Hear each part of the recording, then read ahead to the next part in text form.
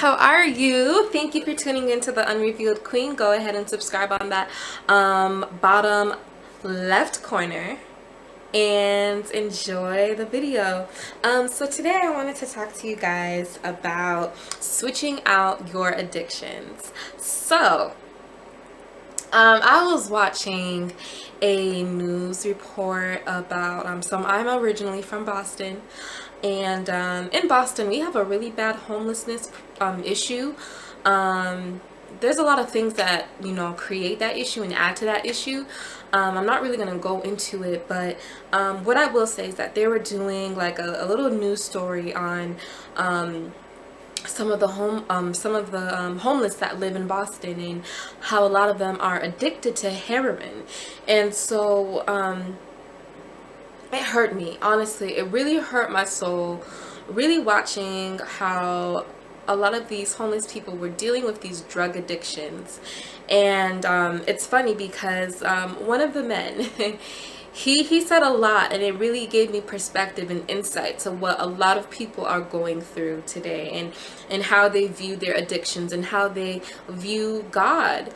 And so he said two things, actually. The first thing he said is that the first time he went on drugs, the first time he took a shot of heroin, he said it was like experiencing God for the first time. And that deeply hurt me, that he thinks that God is present within the temporary pleasures, and God isn't interested or concerned in having an eternity of joy for him. And so that was the first thing. And the second thing that he said that really like piqued my interest was, he said that when he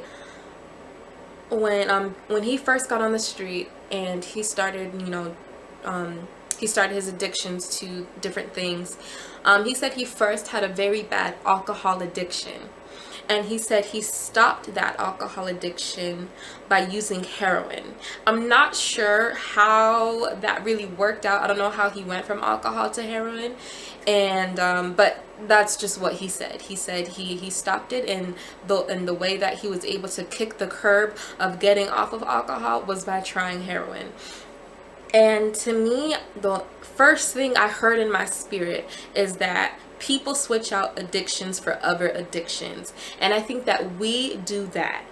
Yes, us believers, yes, us children of God can do that. And those who have yet to know God, if you're watching this, we do that. We switch out, our alcohol addictions, our drug addictions, and in place of it, we put a boyfriend. In place of it, we put a girlfriend. In place of it, we switch out different things for other things, and we just keep doing that. It just multiplies. We keep switching out addictions, and we never really deal with why we become addicted to things. And the thing is, there's a part of us that is missing God eternally. There's a part of us that wants to seek a high, and wants to seek a pleasure, and wants to seek something that is greater than ourselves. We all have that thing innately in us, but instead of pursuing God, we pursue the temporary things. And that's why we take a quick shot of whatever to get us back to that high, because we haven't experienced an eternal high, an eternal joy in God. And so I want you guys, and right now, I'm not specifically talking about, people who are addicted to drugs. And I'm not saying I'm not talking to people who are addicted to drugs. But what I am saying is, whatever you're addicted to, we can be addicted to so many things.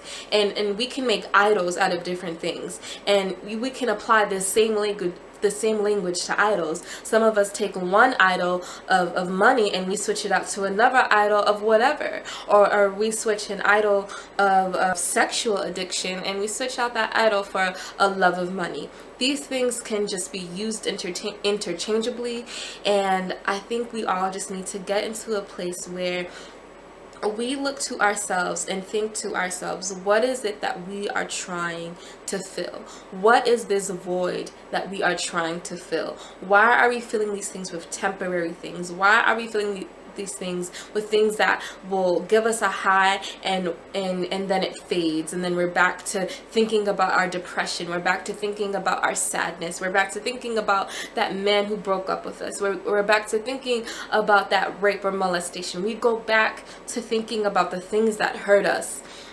Why do we set our affections and we set our hopes and we set our highs on these things instead of just sitting honest before God and allowing for him to do the work in us? And I think for me, it made me realize I am no better than a drug addicted person. I'm no better than anyone who has any issue, anyone who has any problem, because we've all and thank God for deliverance, and God has delivered me from different wants and different idols in my life.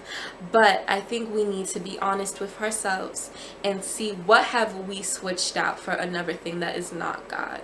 What have we made God in our lives? What have we felt when we encountered that thing? We thought we were experiencing God for the first time, just like that man had said. What are we doing that with? Do we feel like once we get this man and we're in love, or once we find this woman and we're in love, that we've finally experienced God? And the thing is, what's funny is that when people say they experience God for the first time, and it's not about the true God of God, the King of Kings, the Lord of Lords, Jesus, when they're not talking about that, what they're talking about is experiencing perfect love that just fills every inch of your body, love that makes you feel better than you could on your own, something that makes you feel whole, something that finally filled the missing piece in your heart that you didn't think could be filled. That is what people are talking about when they say they have experienced God of something. And the thing is, we need to get back and we need to really analyze what we've been through. We need to analyze, what have we sit on the throne of God? Who have you put on the throne of God in your life? Just take a think about it. I know I've placed so many things on the throne of God. I've placed my plans on the throne of God. I've placed my wants, my desires on the throne of God. But when are you going to put the King of Kings back on his throne? So I want you guys to just ponder on that question. And thank you so much for tuning in. And I'm sorry it got just super deep. But it's just something that needs to be said. So I pray you guys have a wonderful day, wonderful night whenever you're watching this. And don't forget to subscribe on the bottom left corner, the Unrevealed Queen. Have a good night, guys.